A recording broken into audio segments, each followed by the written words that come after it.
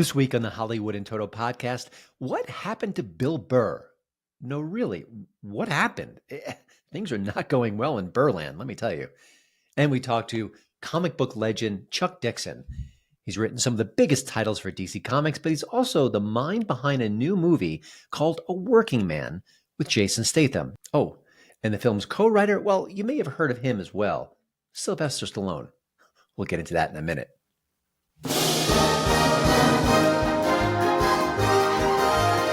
Welcome to the Hollywood in Toto podcast. Entertainment news and reviews without the woke Hollywood narrative. Free speech, free expression. Now that's entertainment. And here's your host, award-winning film critic, Christian Toto. Comedian Bill Burr hit back against the woke mind virus earlier than some of his peers, and he did it brilliantly. It's one of the many reasons why the conservative nation loves him. Now, he's not a conservative at heart. He's not a liberal either. Bill Burr is more apolitical than anything else. He just is a keen observer of the human condition, and he's very funny. When I was a little boy and told people I was going to be a comedian, everyone laughed at me. Funny. But that particular Paper Tiger special that was on Netflix really did crystallize how he's able to see through some of the woke inconsistencies and hypocrisies and put him on the map in a way. He's always been big. He's even bigger than ever now. Now, conservatives aren't into loyalty tests when it comes to comedians. They love Joe Rogan, and Joe is kind of left of center on a lot of pretty big issues. I love weed. They appreciate Bill Maher, even though he is aggressively liberal in most ways. So I don't think that the conservative detachment from Bill Burr is about a particular issue or two. It's just like, what's going on with his comedy mindset? It is getting warped. Have you lost your mind? So how did Bill Burr seemingly lose his way? Well, it started with the movie Old Dads. That was a Netflix original comedy. He co-wrote, directed, starred in, and it was about a bunch of older dads, spoiler alert, and how they were conflicting with modern times. The way they saw the world was different than today's younger generation. So it was a culture clash, and it poked fun at some of the more woke sensibilities in in parenting and elsewhere. What you're feeling now is what you're feeling, okay? Let it out. I don't need you to think right now, Connor. You need to respect your son's autonomy. And it was pretty clever, and at least on paper, I felt the film was rather lacking. It certainly wasn't his best effort, but by the end of the film, he was essentially saying, yeah, the woke mindset, the way that young people look at the world today, they've got the right approach. And I was like, wow, that's rather surprising. But more recently, Bill Burr has talked about Luigi Mangione. Now, he's the man accused of course, killing that healthcare CEO in cold blood.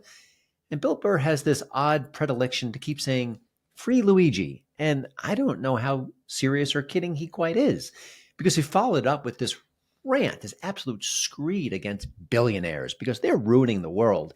Now, billionaires have been around for quite some time in America, and he didn't seem to be concerned about them until recently. That's not suspicious at all, is it? So he's ranting and raving about billionaires, how they're the bane of society. They're stealing from us, the little guy. And, oh yeah, free Luigi. Not good, Bill. Not good. And, he could take these unconventional positions and he could be running against the conservative tide or just sort of the common sense tide. But if he's funny, we'll run with it. But he hasn't been funny lately either. And that's something noteworthy. But again, it didn't end there. Now he's turned his ire against Elon Musk specifically. And he keeps saying again and again that Elon Musk is a Nazi. Heil Hitler. Now, if you believe Elon Musk is a Nazi, you just need to have your head examined. It's just not logical thinking. It is partisanship to the nth degree. It is not based on the facts on the ground. And the fact that an awkward man who is on the spectrum did this herky-jerky motion at an event when he was trying to declare his love for the people in the crowd, and you turn that into Adolf Hitler 2.0, I got a problem with that. It just doesn't make sense. And again, Bill Burr, who was supposedly this really smart, thoughtful comedian, running with that makes even less sense. You've gone crazy. And he's been doubling and tripling down on the Elon Musk hate of late. doing, personal attacks about the way he looks and his hair and this and that. It's just beneath Bill Burr. It really is. Or is it? Maybe this is the real Bill Burr after all. But I suspect something else in play. What's interesting is that this new Bill Burr is suddenly getting some praise in the press. Now, I don't think the media has been against Bill Burr per se. They didn't like his woke attacks for sure. But all of a sudden, GQ is calling him a voice of the people. You think that's an accident? And also, is this transformation based on living in LA? Guy who's a Boston bred and born. Maybe this whole new environment is changing him in a way. Or maybe he's looking at Hollywood and thinking, you know what? If I start leaning aggressively to the left, I might get more gigs. No matter how famous you are, no matter how rich you are in Hollywood, no matter how often you work, you always aren't sure if the next gig will come your way. I remember years ago talking to William H. Macy. He's one of these actors who's just constantly in demand, constantly on screens, large and small. And he sounded terrified that the next role may never come. I'm unemployed. So I just think it's that insecurity of actors and comedians just not knowing where the next paycheck's coming from. And I get that. It is a brutal business. So maybe he's trying to put his thumb on the scale. Maybe he's trying to say, listen, if I lean aggressively to the left, I might get a whole bunch of new gigs. And who knows, he could be the next late night show host. The format appears to be dying, but maybe someone will throw him enough cash, give him a platform to say, well, the same things that John Oliver says on a week-to-week basis. So we'll have to wait and see where this new Bill Burr goes. Will he continue to call out Elon Musk, the new devil, the new Hitler? Is he Hitler 2.0 or 3.0? I think I'm losing track. There's so many Hitlers running around, so many Nazis. But I think one thing is clear. If he continues on this trajectory, someday, fingers crossed, he could be as deeply unfunny as Jimmy Kimmel.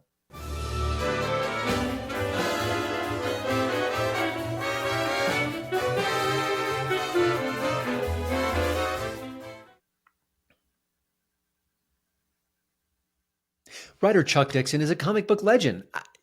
The Punisher, Batman, Bane, Nightwing, Robin. I recently went to his DC Comics page to look at all the titles that he's worked on.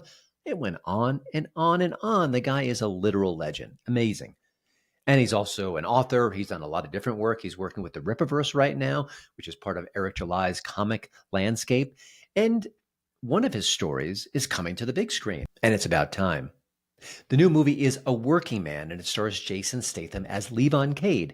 He was a former black ops soldier. Now he's just trying to live a normal life as a construction worker, just something very basic, very humdrum, just away from all the chaos and danger of his old life. And then his boss's daughter gets kidnapped, and of course, Levon has to use his particular skill set to help save her, and he uncovers something rather unsavory about the sex trafficking industry. Now, the story is based on Levon Cade, Chuck Dixon's signature creation. There are 12 novels in all so far in that series, and this is based on the first one, Levon's Trade. But that's not where the story ends.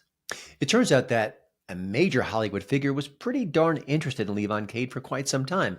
His name, Sylvester Stallone. Yes, he's been trying to get Levon Cade to some kind of screen for a while now. Had some hiccups along the way, including the pandemic. But now we finally get to see Levon Cade on the big screen in the form of Jason Statham, and Sylvester Stallone is the co-writer of the movie. So we'll share more about how that actually all came to be, why Chuck Dixon decided not to visit the set. Chuck also has some tough love for the MCU. If you haven't noticed, it's been struggling of late. The glory days of that particular franchise are seemingly long behind us. Can they recapture the old glory? Well, Chuck has an idea how to do just that. Will they? I don't know. So I hope you enjoy my conversation with the great Chuck Dixon, talking Stallone, talking A Working Man, Jason Statham, and of course, comics in general. Who knows it better than Chuck? I can't think of anyone. Well, Chuck, thanks for joining the show. Now, before we get into A Working Man, I want to get into Sylvester Stallone. It sounds like he's been connected to this character for quite some time now, and this is not a new thing. Obviously, there have been complications, the COVID pandemic and all, but let's start at that beginning, because I mean, he's such an icon.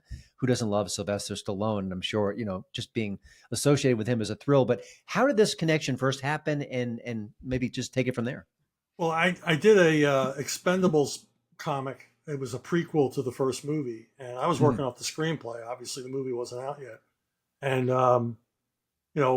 I did it. The movie came out. Months went by, and I got a phone call. This woman says, "Will you hold for a call from Sylvester Stallone?" I'm like, Yes, "Okay." please. You know, and he gets on and he talks about how much he liked the comic, how I understood the characters. I really got his sense of dialogue because he had written the screenplay. And would I be interested in helping him do rewrites on Expendables 2? Well, the answer was an immediate yes. But we hit it off right away. I mean, we just were on the same page from the very beginning about everything. And that deal didn't work out. But unlike most Hollywood stories, he didn't forget me once the deal fell apart. He stayed in contact. He got me other work, doing video game dialogue and web content for Lionsgate. And he just stayed in touch. And I had sent him a bunch of my books. And he really liked Levon Cade. And he really liked my Bad Time series. And he immediately started talking about, prepping Levon for either a feature film or a TV series. And, we stayed in contact through all of that. And of course, as you mentioned, the pandemic and all the other usual complications that come along when you're trying to bring anything into production. And, here we are like 10 years later, the movie's coming out. So, but it's been amazing. A great relationship. He's an unusual Hollywood personality, and he's really, I don't know. I just felt so comfortable. Yeah, I'm talking to a Hollywood legend, and yet within 5 minutes, it's like talking to an old friend. From a creative perspective, I think, because he's an action hero, because we have all these iconic figures, he's also a painter. He's a very smart fellow. I've interviewed him twice in the past. What did you find about him as a fellow artist? What was interesting about him from that perspective? Push away the movie star glamour and the fact that seems like a regular guy. What was it about him as a creator that you found intriguing? Well, I mean, we approach storytelling the same way. I mean, I think he thinks the same way I do. You think of the big scenes and how you're going to get to them. Always thinking visually. I mean, that's my training from comics, and never putting anything in the story that slows the story down. Yeah, and really, we share that DNA. So it made it very easy to work with him. When we went into the production meeting on Expendables 2, we were finishing each other's sentences as we were finishing it. So that was kind of cool. But I mean, I just like talking to him about the story. I mean, he talked to me about other things he was working on and asked my opinion of different things. And I just really dug the experience. Wow, that's amazing. Yeah. Now, even more amazing, not just that his significant involvement in A Working Man, but you got David Ayer, you've got Jason Statham as the star. I mean, it's almost a pinch yourself kind of moment. Talk about when this film first came to fruition. Did you have any hesitations? Was there worry that they may dramatically change the core of the story? Because it sounds like Stallone was very faithful. Yeah, I mean, I wasn't worried because, Sly, during COVID, Sly wrote some episodes for the TV show. Basically wrote 3 episodes as like a pilot kind of thing. And it was so faithful to the book. I was amazed. And then, then when he approached me with, I was talking to Jason Statham. He's looking for a new franchise. Would you be okay if we pitch Levon Cade to him? And I said, yeah, absolutely. Obviously it's going to cause some changes in the character. But overall, I mean, the book is the book, the movie's the movie. They're different mediums, so they have to make changes. I mean, Sly told me we're going to have to open up the ending because my book did not have a movie ending. And he says, we're going to have to open. I said, it's all understood. And people say, well, they're going to take away from the book. No, you can still read the book and you can still see the movie. And they're just 2 different things. I mean, I think of LA Confidential. Love the book, love the movie. They're very different, but it's still good stuff. So I'm happy with it. And I was happy, with the cast, especially the casting of Mary, the young actress that got to play her just blew me away. So, and Michael Pena too. I think he's one of our most underrated actors. He's always good in everything. I love Michael Pena. I love Michael Pena. I'll be looking at a movie and go, I don't know if he's in it. Okay, I'll see it. Obviously Statham just did the Beekeeper. I think there's a sequel on the way. Yeah. It does feel like a uniquely suitable time for vigilante films, just given what's going on in the country right now. You always hate when a project like this takes a while to get going. You want it to happen yesterday. Right. But is there sort of a fortuitous nature to the fact that it's coming out in 2025?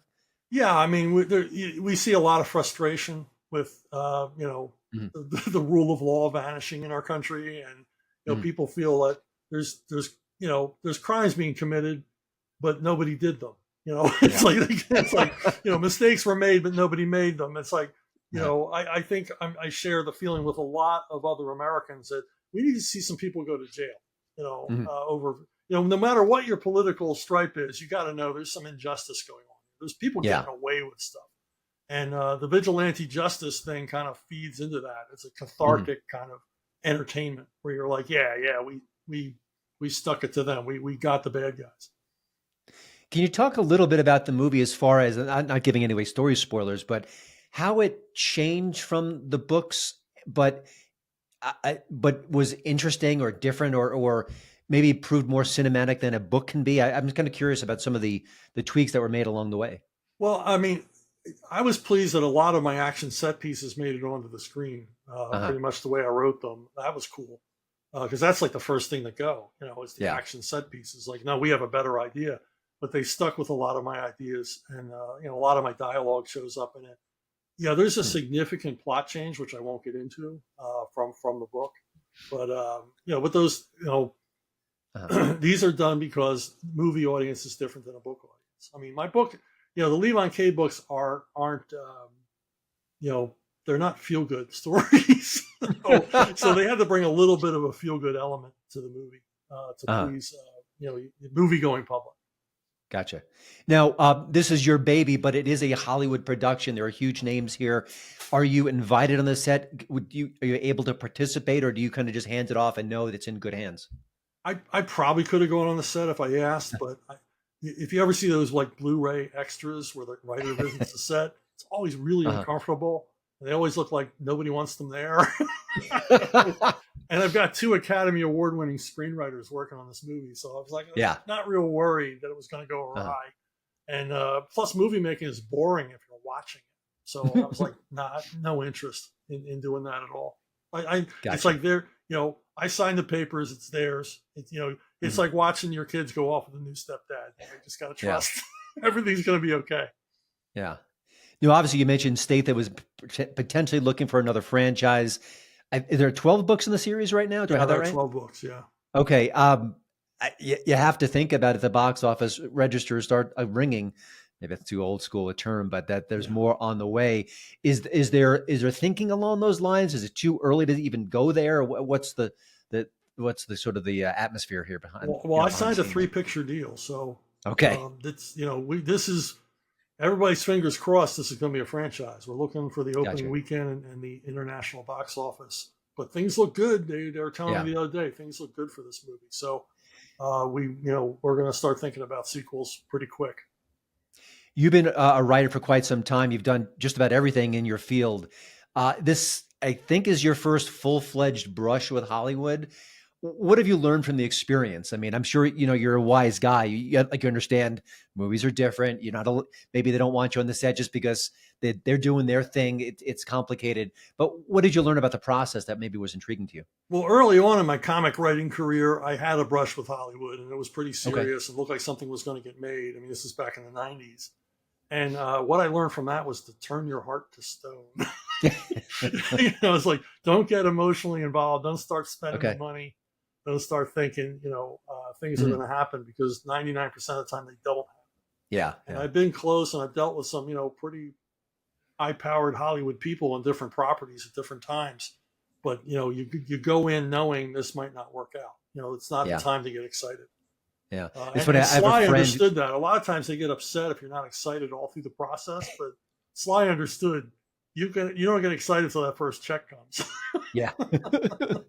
I have a friend who's a screenwriter, and he's got some projects that seem like they're this close to happening. I said, well, aren't you excited? He said, oh, no, not yet. I've learned way too much about this business. So you can't afford to get excited. You'll emotionally spend yourself. You're just setting yourself up for disappointment. Yeah. There are very few people who get the comic scene quite like you. I mean, obviously your experience with the Punisher, Dark Knight, all these different characters.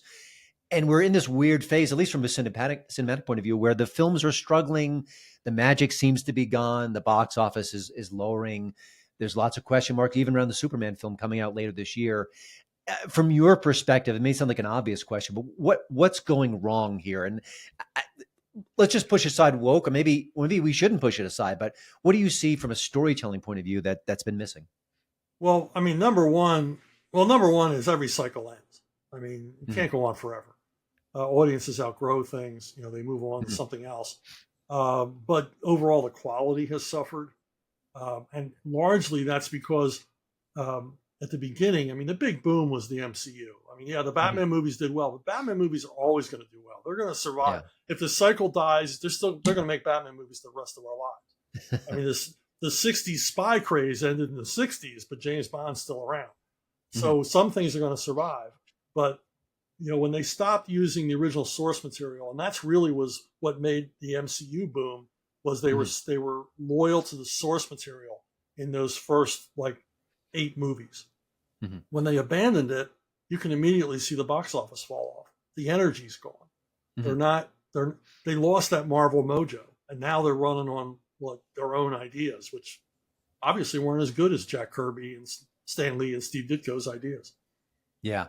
That seems like such a simple thing. Go with your gut, go with the source. If it ain't broke, but obviously Hollywood is more complex than that. Everybody's always got a better idea. That's right. Now, you've been kind of branching off in recent years, working more independently. And I know you've been in more recently been working with the Rippaverse. Talk about that experience, because, I spoke to Eric July a few months ago for the show, and, he's such an interesting character, and be able to kind of create this whole alternate franchise away from the mainstream and be successful. It almost seems impossible, but obviously he's doing it well. What's that been like for you as a creator? Well, unlike most guys who start up a comic book company, Eric's really smart, and he understood what he was up against, and he understood all the mistakes. Because when I first contacted him, I liked what he did, I liked what he was saying, and I contacted him and said, "Look, I've been at this a long time. If you ever need any advice on what not to do, contact me." But he's never done any of those things. He's just a smart guy. And, he reached out to me to do the creative stuff. And I'm like, yeah, this seems like a fun universe to play with. And he's given me free reign. I got a lot of, being that it's his sandbox. I mean, he's giving me free reign to do whatever I want. So, and it's a great team, the Saskas and Mike Barron and top flight artists. I mean, I'll work with Joe Bennett the rest of my life. I mean, that's my job at Rippaverse, is to keep Joe Bennett busy. So, which is hard because the guy's so damn fast. Yeah. But it's been a tremendous experience. Eric's got a great company. He's got a great crowd of people working for him. So it's been a lot of fun. And I think that enthusiasm has, the readers are picking up on that. It's like early Marvel, where, there was this excitement about being a Marvel reader. You mentioned some of the mistakes that could be made. It sounds like Eric has avoided most, if not all of them. What are some of them? And I mentioned that in part because I want to kind of shine a light to other creators who maybe are just starting out, maybe the tomorrow's Eric July in a sense. What are some things that the people should not do along the way? Expanding too fast, putting out too many titles too quickly. I mean, Eric's staged these titles so that each one supports the other. Because if you put out too many titles, you get into a trap of having to put out even more to pay for the ones that didn't work before. So he's been very carefully building this company. The other thing is, don't get in a pissing contest with DC and Marvel, because that's going to cost you. Yeah. It's going to cost you money to try to keep up with their promotion machine and everything else. Just do your own thing, cut your own path, find your own readers. And Eric has done that. He has a reader base that's not like the rest of comic. They've shown he's done market research. Nobody's done that in comics ever. And he knows who his readers are. He has demographics, and he knows what they want, and he wants to give them what they want. So that's really encouraging for the future. But yeah, you're growing too fast and spending money like water, because you can create your own Ponzi scheme where you're the victim by doing a comic company. There's a famous saying that if you want to make $1 million in comics, you start with 2 million. So but like I say, Eric's avoided all those pitfalls, and the company is really growing in a substantial way. This is, in a way, maybe an oddly personal question from a creative perspective, but you've been at this so long. It sounds like your creative fires are still burning as bright as ever. What drives you these days? Do you still find the love of the story? Do you find like you haven't told certain tales? I'm just kind of curious what fires up your engines, because you could just rest on your laurels. They are significant.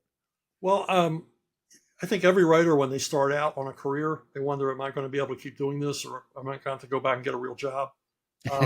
Or am I going to burn out? And long ago, I realized I don't think I'm going to burn out, because this is a compulsion. I mean, I want to write. I know a lot of writers who prefer having written to writing, but I like writing. I actually like the writing. I like sitting here in this room, just making stuff up. And I, like you said, or intimated, I have more stories to tell. I have a lot of stories I want to tell, I want to get to. Yeah. That actually reminds me, you mentioned Mike Barron before. I've known him for a while now. He lives in Colorado like I do. And he just seems like he must wake up just itching to write, to get to the computer and to write and write, because he's so prolific and so animated and so lively. I want to circle back a little bit to Working Man. One of the things I thought about as this whole project was evolving is, oh gosh, the fact that you're right of center, could that be an issue? It sounds like it wasn't an issue during this whole process. Did that ever gum up the works at all, or has that been okay as far as the flow of the Working Man movie? Well, seeing how Sly is like a frequent visitor to Mar-a-Lago, he is now. It was never a question with. Well, I don't think it was ever a question with Sly. Okay, he's always been a conservative. Yeah. So yeah, I mean, I that stuff doesn't really matter in Hollywood. I mean, at its heart, Hollywood is about earnings. And like so many corporations, they caved into the woke and the DEI because they thought they had to do this to survive. Yeah. And really they did, because they were being threatened, either cancellation or, just problems, from this tiny, noisy minority of people who seem to be running things for the last 10 years. But, that's over now. But at the heart of it, it has to get back to earnings, because you see the companies, they'll put out a little bit of woke product, but then they'll put out a little bit of red meat to earn money. I mean, I look at Amazon with, the Reacher series and Terminal List, and and